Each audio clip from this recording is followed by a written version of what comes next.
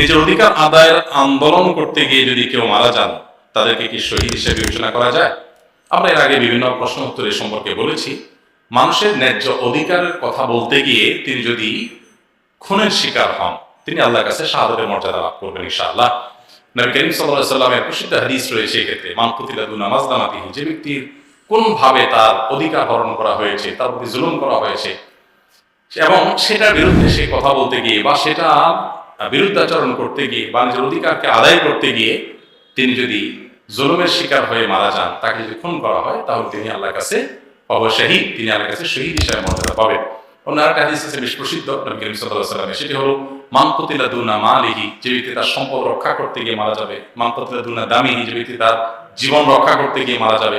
অমান কুতিলা দুনা আহলিহি, যে ব্যক্তি তার পরিবারকে রক্ষা করতে গিয়ে মারা যাবে। ফাহুয়া শহীদ, সে ব্যক্তি শাহাদাতের মর্যাদা লাভ করবে। কিন্তু এখানে বিষয়টা এরকম হবে যে সে মারামারিতে লিপ্ত হয়নি সচরাচর, জীবন রক্ষার জন্য ধস্তাধস্তি করেছে, নিহত হয়েছে, সম্পদ রক্ষা করতে গিয়ে তাকে সন্ত্রাসী গুলি করেছে, খুনি গুলি করেছে, সে নিহত হয়েছে, শাহাদাতের মর্যাদা পাবে। কিন্তু যদি কেউ নিজে মারামারিতে লিপ্ত হয়, সে নিজে আরেকজনকে মারতে গেছে, একটা হলো জীবন রক্ষা করতে গিয়ে সে প্রহার করতে গেছে, ভিন্ন বিষয়। কিন্তু না, এমনি সাধারণ যে মারামারি এগুলো হয় আমাদের সমাজে, বিভিন্ন বিষয়ের মতো পার্থক্য হয়েছে, মারামারি শুরু হয়ে গেল, এখানে মরলেই যে শহীদ হবে এত সহজ না। আবার এটা আমার মনে রাখতে হবে, কারণ নবী করিম সাল্লাল্লাহু আলাইহি ওয়াসাল্লাম এটা হলো সাধারণ মারামারির কথা বলছে। সে জীবন বাঁচাতে গিয়া তার জীবন হানি করতে হচ্ছে, সেখানে রক্ষা করতে গিয়ে সে মারা গেল, তার সম্পদ ছিনিয়ে নিচ্ছে, সেটা সে বাঁচাতে গিয়ে মারা গেল, এগুলো শাহাদাতের মর্যাদা পাবে। কিন্তু আমাদের সমাজ যেটা হয় সচরাচর মারামারি, যেটা বললাম, যে কোনো একটা বিষয় নিয়ে, ইস্যু নিয়ে গন্ডগোল হলো, দুই গ্রামের মানুষের মধ্যে বিতণ্ডা হলো, মারামারি হলো, হ্যাঁ, শয়তান আপনার কাছে দেখাবে এটা আমার অধিকার আদায়ের জন্য মারা যাচ্ছি। তো এইরকম মারামারি যদি হয়, তাহলে সেক্ষেত্রে সেখানে মারা গেলে শহীদ হওয়া এত সহজ হবে না। দেখতে হবে যে ঘটনা কি ছিল, সেটা আদৌ কি তার প্রতি জুলুমের শিকার হয়েছে নাকি সে নিজেও মারতে গেছে, তাকে মারতে আসে নাই, সে নিজে কি গেছে, মারতে গেছে, এখন মারতে গিয়ে মায়ের খায়া মরে গেছে উল্টা। হয় না এরকম অনেক সময়?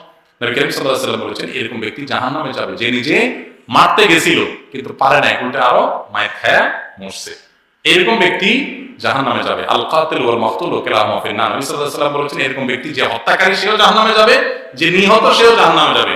প্রশ্ন করলো, হে আল্লাহর রাসূল, যে হত্যাকারী সে জাহান্নামে যাবে কেন? এটা তো বুঝলাম, যে নিহত বেচারা খুন হয়েছে সে জাহান্নামে কেন যাবে? নবী সাল্লাল্লাহু আলাইহি ওয়াসাল্লাম বলেছেন কারণ সেও আসলে যে খুন করছে তাকে মারতে গেছিল কিন্তু পারে নাই, উল্টা আরো মরে গেছে। যেহেতু তার উদ্দেশ্য ছিল মানুষ হত্যা করা, সেজন্য সেও কোথায় যাবে? জাহান্নামে যাবে। এজন্য ভাই, মারামারি করা, মানুষকে হত্যা করার জন্য উদ্যত হতে যাওয়া, এটা এত বড় জঘন্য অপরাধ। আপনি করতে পারেন নাই, মায়েরা তারে খুন করতে পারেন নাই, উল্টা নিজে খুন হয়ে গেছেন, তারপর আপনার আল্লাহর কাছে কি হবে? জবাবদিহি করতে হবে। মানুষের জীবনের মূল্য এত বেশি, চাইলেই মাথা গরম হয়ে গেল আর দিলাম বাড়ি, মাথা গরম হয়ে গেল আর অস্ত্র নিয়ে দিলাম তাকে হত্যা করে, এটা একজন ন্যূনতম বিবেক সম্পন্ন মানুষ, আল্লাহ সম্পর্কে ন্যূনতম ধারণা আছে, বিশ্বাস মানুষের কাজ হতে পারে না। তবে এটা ঠিক যে জুলুমের শিকার হয়ে মারা গেছেন, অধিকারের কথা বলতে গেছেন, নিজের অধিকারের কথা চাইতে গেছেন, আপনাকে খুন করে দিল।